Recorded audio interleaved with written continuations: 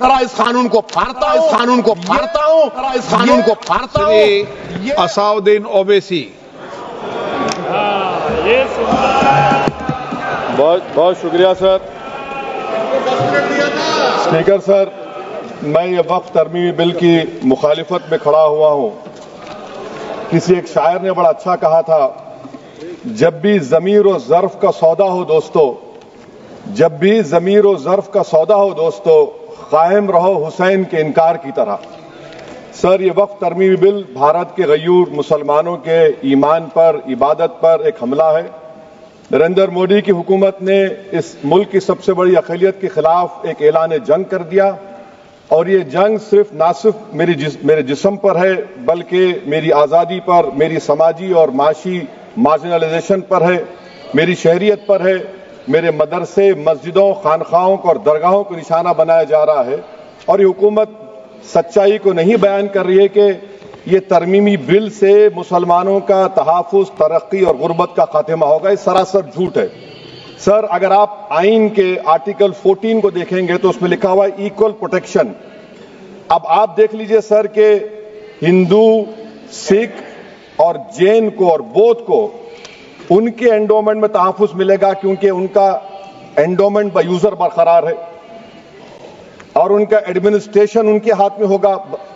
कि गैर हिंदू या गैर उनके मजहब का आदमी दान भी दे सकता है उनके लिए, और एंडोमेंट बोर्ड का तहफ़्फ़ुज़ भी मिलेगा, क्योंकि उसके ऊपर ओवरराइडिंग क्लॉज अप्लाई नहीं होगा, लिमिटेशन का कानून उस पर अप्लाई नहीं होगा।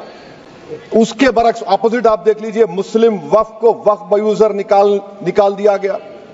एक मुस्लिम वक्फ की जायदाद पर कब्जा होगा, लिमिटेशन लगेगा तो जो एनक्रोचर है, जो खाबिज है, वो रातों रात मालिक बन जाएगा और एक गैर मुस्लिम वक्फ बोर्ड को एडमिनिस्टर करेगा। ये आर्टिकल 14 के इक्वल प्रोटेक्शन का वायलेशन।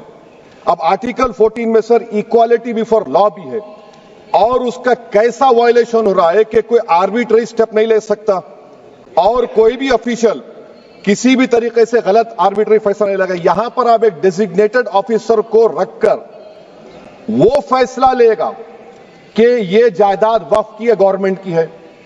क्या ये प्रिंसिपल्स ऑफ नेचुरल के खिलाफ नहीं है, जिसका तकर्रुर एग्जीक्यूटिव करती है? ये हमारे theory of separation of powers, Bharat के आइन का बेसिक स्ट्रक्चर का हिस्सा है। क्या इसका वायलेशन नहीं है? सर, आर्टिकल 25 का वायलेशन कैसे है कि आप मुसलमानों से वक्फ बाय यूजर छीन रहे हैं और फिर आप कर्ब कर रहे हैं वक्फ वाल औलाद को, मगर वहीं पर दूसरे धर्म के मानने वालों को उनके मजहब पर चलने की पूरी इजाजत है। लफ्ज जो आर्टिकल 25 में इस्तेमाल हुआ सर, वो इक्वली एंटाइटल्ड, यहां पर मुसलमानों के इक्वल एंटाइटल्ड नहीं हो रहा। अभी हम गृह मंत्री का, वजीर दाखिला का, यहां पर उनका हमने तकरीर सुनी, यहां पर वो ये कहते हैं, वजीर दाखिला, शायद वो कटमुल्ला की जबान ना कह दें, वजीर दाखिला कहने पर वजीर दाखिला ने अपने बयान में कहा कि बोर्ड और काउंसिल जो होगा वो माने वक्फ इस्लाम से अलग है। सर, अगर ये बात सच है आपकी, तो फिर आपको यह कानून बनाने की जरूरत ही नहीं है। आप एक नॉन स्टैट्यूटरी बॉडी बना दीजिए। ये जो कानून बन रहा है ना सर, ये आर्टिकल 26 इसका सोर्स है, और आर्टिकल 26 जब इसका सोर्स है तो आर्टिकल 26 का ABCD क्या कहता है कि रिलीजियस डिनोमिनेशन को अपने मजहब के अफेयर्स खुद चलाना, मूवेबल इमूवेबल प्रॉपर्टी को लेना और एडमिनिस्टर करना। जब हिंदू धर्म को, बौद्ध धर्म को, सिखों को यह राइट दिया गया है, तो आप कैसे मुसलमानों से छीन रहे हैं? तो ये आर्टिकल 26 का ग्रेव वायलेशन है। तो सर, अब वक्फ बाय यूजर का मामला देखिए, मिनिस्टर साहब ने कहा कि एंक्रोचमेंट हो रहा है, 17,000 एंक्रोचमेंट हुए हैं। तो यही नरेंद्र मोदी की हुकूमत ने 2014 में उस वक्त के मंत्री ने एक Waqf properties eviction of unauthorised occupants bill को इंट्रोड्यूस किया। आपने विड्रॉ कर लिया 2024 में उसको। क्यों विड्रॉ किया सर आपने?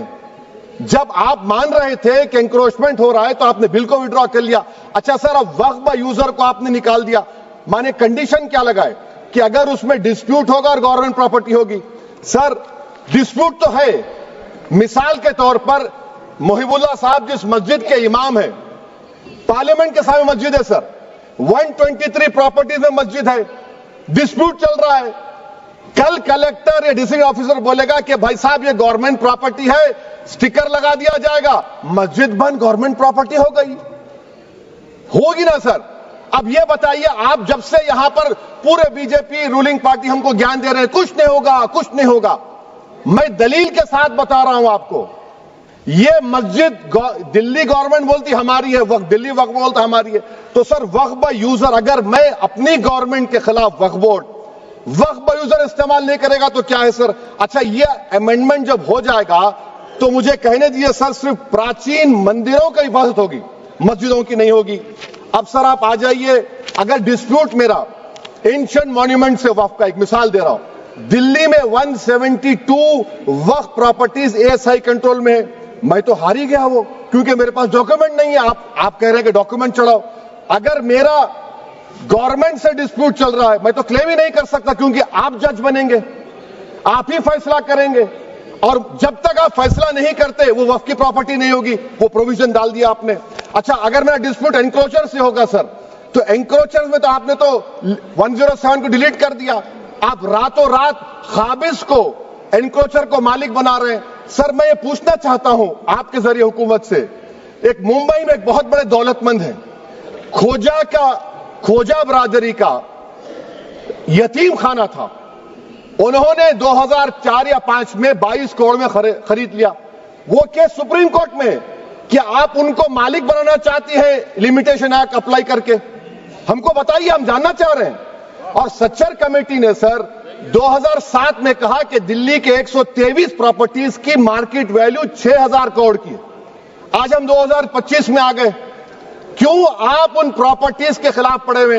1976 में उस वक्त के वजीर आजम इंदिरा गांधी लेटर लिखा, इसको आप दे दीजिए, मगर आप उसको मानने को तैयार नहीं है। तो सर और एक जो झूठ फैलाया जा रहा है, management empowerment efficient development, sir this bill takes any management from the hands of Muslims, disempowers the waqf in comparison to any other stakeholder, takes away the efficiency of administration and hampers development.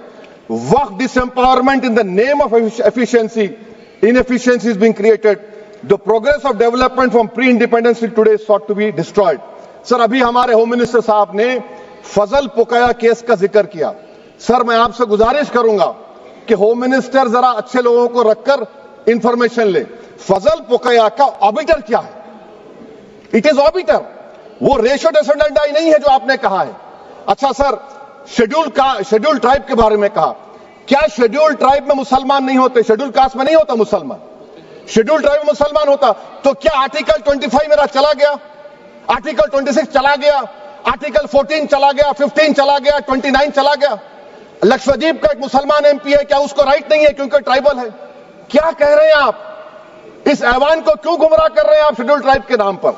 Sir और एक चीज जो आपको बता रहा हूं sir, अब आप जब आर्टिकल 26 से मेरा सोर्स है, तो आप सेंट्रल वक्फ काउंसिल में 22 में से 11 आप नॉन मुस्लिम को बना सकते हैं, रिलीजन न्यूट्रल आपने कह दिया, और आप बनाएंगे, क्यों बनाएंगे आप? स्टेट वक्फ बोर्ड में 7 नॉन मुस्लिम होंगे और 4 मुसलमान, क्यों होंगे?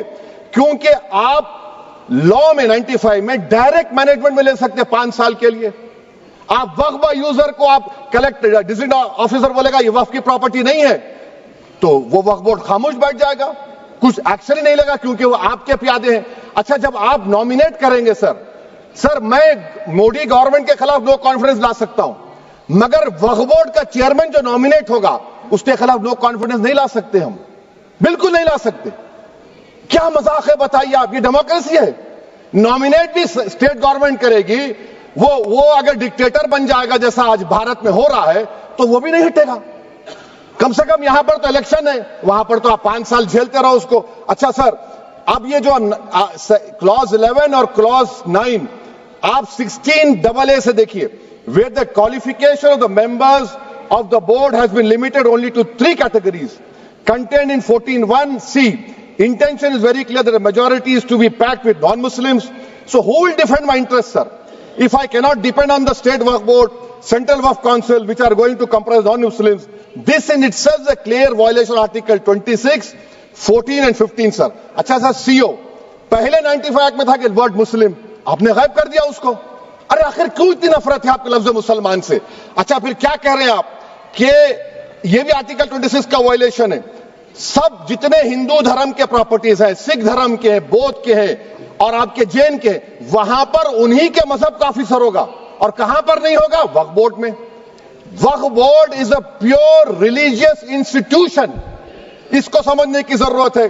तो आप ये कर दे रहे हैं सर। अच्छा सर आप देखिए, अब आप आ जाइए ये ट्राइब्यूनल पर। मुझे समझ में नहीं आया सर कि हमारे होम मिनिस्टर वजीर दाखिला ने क्या कह दिया कि 2013 का जो कानून है वो नहीं बनता तो हम नहीं लेके आते। मैं बड़े अदब के साथ उनसे पूछना चाह रहा हूं कि क्या उस वक्त राजनाथ सिंह साहब, अडवाणी साहब, हमारी लेट सुषमा स्वराज, ये बड़े बड़े नेता यहां बैठे थे? आपने यूनानिमस उस कानून को पास करवा दिया। कीर्ति आजाद थे उस वक्त, अब यहां बैठे हैं वो टीएमसी में। तो क्या आप गलत थे या वो गलत थे? हमको बता दीजिए, आप बता दीजिए। क्योंकि अगर अडवाणी आपके लिए बहुत बड़ा नेता है, मेरे लिए नहीं हो सकते, आपके लिए आपने पद्मश्री दिया उनको। मोहतरमा सुषमा स्वराज की जबरदस्त तकारीर का मैं कायल हूं। वो बैठकर उस 2013 को यूनानिमस पास कर दिए। मुझे कंफ्यूजन है कि क्या अमित शाह, नरेंद्र मोदी बड़े हैं या अडवाणी बड़े हैं? आपके लिए आप तय कर लीजिए। अच्छा सर, आपके tribunal sir, railway Clements tribunal, NGT tribunal, income tax, वैसे 14-15 ट्राइब्यूनल है। हिंदू एंडोमेंट का ट्राइब्यूनल, सबका अपील नहीं होती, रिव्यू होता है। गृह मंत्री सरकार कह रही है कि नहीं, रोक दिए, रोक लगा। कैसे रोक लगाते हैं? रिव्यू और अपील में तो फर्क होता है ना सर। आप ही कह रहे हैं कि पूरे कोर्ट्स में बैकलॉग है और आप अपील कर रहे हैं। अच्छा सर, रिटायर्ड डिस्ट्रिक्ट जज 95 में सिटिंग डिस्ट्रिक्ट जज था, जो एडमिनिस्ट्रेटिव कंट्रोल था सीजीआई साहब, उसको निकाल दिए। अच्छा सर, अब आप अभी हमारे मंत्री साहब ने कहा trust, sir Shri Sai Baba trust 2004, वो ये कहता है जो ऑफिसर उसमें काम करता उसको साई बाबा का डिवोटी होने चाहिए और उसको डिक्लेरेशन लिख के देना पड़ेगा।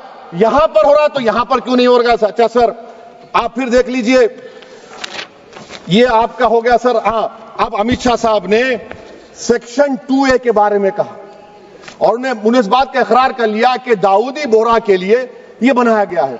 मगर मैं आपके जरिए से गवर्नमेंट से पूछना चाह रहा हूं, आपने तो उस प्रोवाइजो में दाऊदी बोहरा का नाम ही नहीं लिखा। आपने उनको भी थैंक यू कर दिया, उनका नाम क्यों नहीं लिखा आपने? और सर, और गवर्नमेंट क्या कर रही है? आप मुस्लिम समाज में जो बेकार किस्म के लोग हैं उनको एक रास्ता बना रहे हैं, एग्जिट दिखा रहे हैं कि तुम्हें वक्त से बचना है तो तुम्हें ट्रस्ट बना लो। ये क्या कर रहे हैं सर आप? कम से कम उन दाऊदी बोहरा को आप दे देते। अच्छा sir, clause 3V section 36 clause 18 देख लीजिए। Oral Waqf, oral appointment has sought to be discontinued even though it is recognized practice in Islam. Muslim personal law has recognized oral waqf and 1937 Shariat Application Act. Sir आप clause 39 पर आ जाइए। 5 साल के लिए मुसलमान, मैं किरण रिजिजू से पूछना चाहता हूं सर, दाढ़ी रखे तो मुसलमान प्रैक्टिसिंग है या क्लीन शेव आपकी तरह है? तो बताइए हमको, प्रैक्टिसिंग क्या होगा? अच्छा, किसी को पकड़ के मॉब लिंच कर दिया और बोले कि JSR का नारा लगाया, और वो JSR का नारा लगाया तो क्या मुसलमान रहेगा? नहीं रहेगा। या फिर देश के प्रधानमंत्री ने कहा था कपड़े देखकर पहचानो, तो क्या कपड़े देखकर आप कह देंगे? अच्छा, अगर कोई क्रिश्चियन हिंदू धर्म कबूल करता है तो क्या वो मंदिर को नहीं दे सकता प्रॉपर्टी? फिर भारत के संविधान में आर्टिकल 300 क्यों है सर? राइट टू इक्वालिटी क्यों है? फ्रीडम ऑफ रिलीजन क्यों है?